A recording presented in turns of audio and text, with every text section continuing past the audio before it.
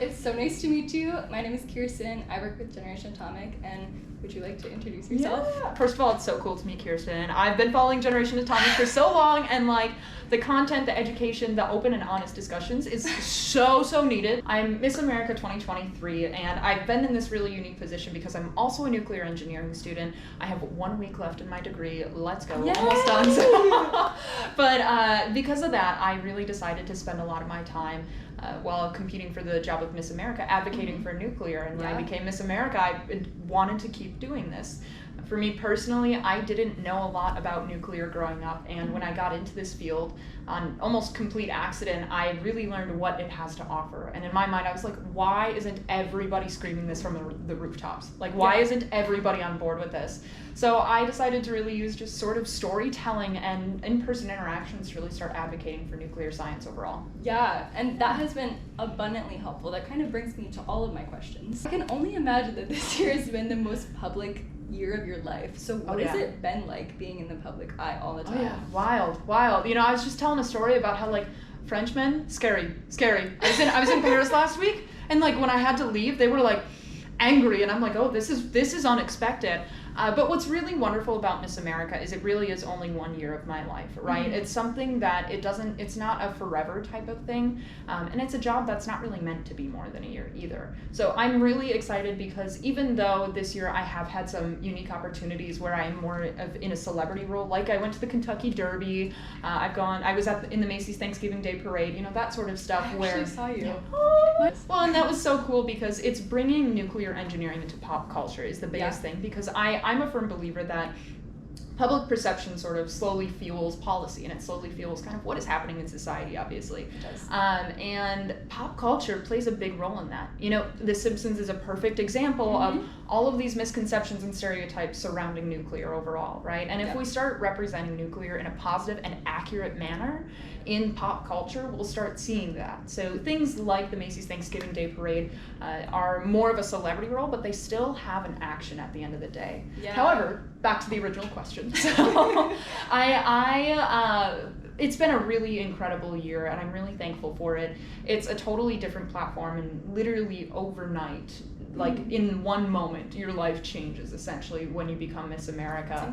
And I'm really honored to have built this platform, built like my personal social media community, where it's just a really unique group of people, because some people are water skiers, some people are nuclear fans, some people are Miss America fans. It's a little bit of everyone, and it's this beautiful little hodgepodge. And that's what makes humans human, though, and that's what I think is so incredible. I feel like in nuclear specifically, this is a lot of the time, especially as a woman, like I don't know if you can share this experience, but like as a woman, when I would tell people I'm a nuclear engineer, they're like, oh, so that's the only thing you do all day? Like you sit in your room and code all day? Like all of a sudden, just because I'm a woman in STEM, that becomes my entire personality to people. And that's something that's really frustrating, where, you know, we're human beings. We have depth, you know, and that goes for everybody, not just women. It's about getting to know the person and truly respect them. Absolutely. On that note, what would you tell a young girl who might show an interest in STEM and they look to you as this person they've never seen before, this idea they never thought was possible? Well, first of all, find your passion. You know, I think one thing that's so incredible about the nuclear industry is we need everybody on board. Yeah. Like not just engineers, not just mathematicians, not just physicists. We need communicators, we need politicians, we need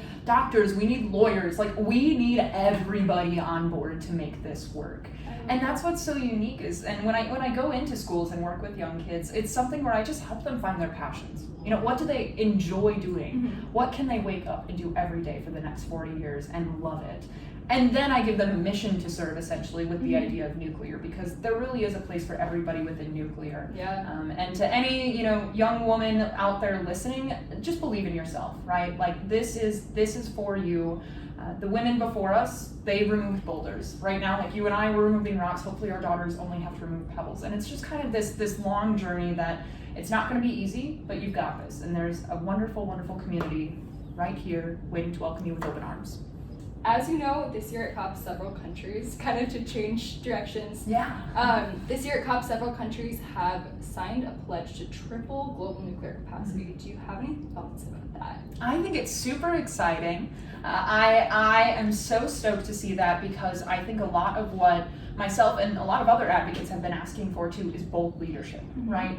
And unfortunately, you know, it's kind of like this slow game of bold leadership because nobody's going to go from 0 to 100 real quick. Yeah. But I feel like this was like from like 0 to like 15, you know, where we have the governmental side of things saying, we want this, we are prepared to commit to this, and we're excited to take that next step. Now we need to see the industry respond and say, okay, we want to build. We want to be part of tripling this process now. And then it's going to, you know, slowly take time, but I'm really excited to start seeing action taken next in support of this pledge. Yeah, and communications is the first step. Can you explain why nuclear communication is so important? I know we kind of already covered that, but it is just like the way that you get people's minds to change. Yes, it is so incredibly important, and this is kind of where being Miss America comes in, because one thing that I say a lot is I actually think like the nuclear industry could learn a little bit from Miss America. Like we could use a little bit of like extra sparkle in there, you know, like a little bit of glamour, and not in the form of evening gowns and crowns, you know, that's not what I'm talking about, but just in a manner of making sure that we engage people when we're talking. You know, physicists are incredibly intelligent people, but not always the best communicators. So sometimes we've got to work on bridging this gap between these incredibly brilliant technicians and engineers and scientists, and then with the general public, right? How can we put nuclear science into terms that people understand? And that's something that I know so many of us that are here at Cop28 are doing actively, because communication is key in terms of getting this overwhelming public support that we need. Yeah, there really is a role for everyone. Is there a specific topic that you are passionate about, you want to talk about, but nobody ever asks you about? That's kind of broad, so no pressure. The one thing I want to see, and I've been kind of like pushing for this, like on the DL, two things actually, I'll give you two things. So one of them is I want industry to start paying advocates. I want them to hire someone to focus on external communications, right? Like we have communications to like represent the company in a good way and like make sure everything's good. That already exists, but what I want to see is a focus on growth mindset, like advocate, right? Focusing on more of the industry-wide sort of thing. And it's been incredible because this year I've had this opportunity to have those conversations with these companies, and now it's at this point where I'm like, we need people to be continuously hired to do this in every single company. And that will help grow our industry, because you've got just like events like this, you know, we're always working together, we're collaborating. I promise I can talk, but it's one of those things though that I think would really sort of shift our communication skills as an industry for the better.